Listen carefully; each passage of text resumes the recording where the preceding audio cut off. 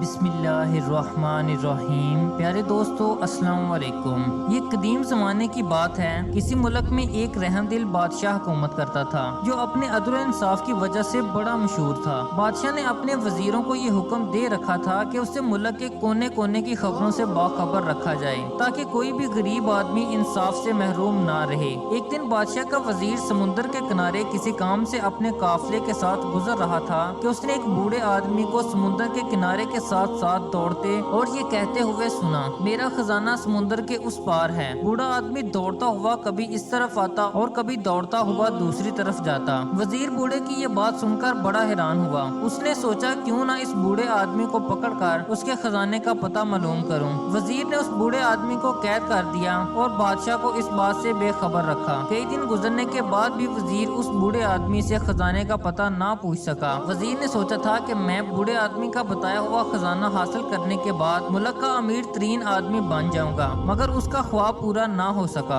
وزیر بوڑھے آدمی کو روز مارتا اور ایک ہی سوال پوچھتا کہ خزانہ کہاں ہے، مگر بوڑھا ایک ہی جواب دیتا کہ میرا خزانہ سمندر کے اس پار ہے۔ وزیر بوڑھے کی روز ایک ہی بات سن کر تنگ آ چکا تھا۔ وہ سمجھ گیا کہ بوڑھے کے پاس کوئی خزانہ نہیں ہے۔ اگر کوئی خزانہ ہوتا تو یہ پھٹے پرانے کپڑوں کے ساتھ سمندر کے کنارے زندگی بسر نہ کرتا۔ یہ تو کوئی مجھے پاگل دیوانہ لگتا ہے۔ کیوں نہ میں اپنے دل کی میل کو صاف کر کے یہ ساری باتیں بادشاہ سلامت کو بتاؤں۔ ہو سکتا ہے یہ بوڑھا آدمی بادشاہ کو ہی خزانے کا پتہ بتا دے یا اس کو پاگل سمجھ کر چھوڑ دے۔ وزیر نے یہ سارا معاملہ بادشاہ سلامت کو بتایا۔ بادشاہ نے اپنے خادموں سے کہا، اس بوڑھے کو صاف ستھرے کپڑے پہنا دو اور کھانا کھلا کر میرے پاس لے آؤ۔ پھر بادشاہ نے کہا، بابا جی آپ کا خزانہ کہاں ہے؟ بوڑھے آدمی نے پھر وہی جواب دیا کہ میرا خزانہ سمندر کے اس پار ہے۔ بادشاہ نے وزیر کو حکم دیا کہ بوڑھا آدمی جہاں کہتا ہے اسے وہاں لے جاؤ۔ وزیر نے سفر کی تیاری شروع کر دی۔ اگلے دن صبح سویرے گھوڑے تیز رفتاری سے دوڑتے چلے جا رہے تھے۔ پھر مختلف راستوں سے گزرنے کے بعد ایک جگہ زمین نرم ہونے کی وجہ سے بادشاہ کے وزیر کا گھوڑا زمین میں پھنستا چلا گیا۔ مجبوراً قافلے کو رات وہی قیام کرنا پڑا۔ پھر اگلی صبح ہوتے ہی وہ اپنی منزل کی طرف چل پڑے۔ سفر کئی دنوں تک جاری رہا۔ جنگلوں سے نکل کر قافلے نے پہاڑوں کا رخ کیا، پھر سمندر پار کیا تو ایک تنگ سے پہاڑی راستے سے گزر کر قافلے کو وہاں پہنچنا تھا، اس لیے گھوڑوں کو باہر ہی رکنا پڑا۔ پھر بوڑھا آدمی خوشی سے سب کو چھوڑ کر ایک غار کے اندر چلا گیا جہاں اس نے اپنا خزانہ دبایا ہوا تھا۔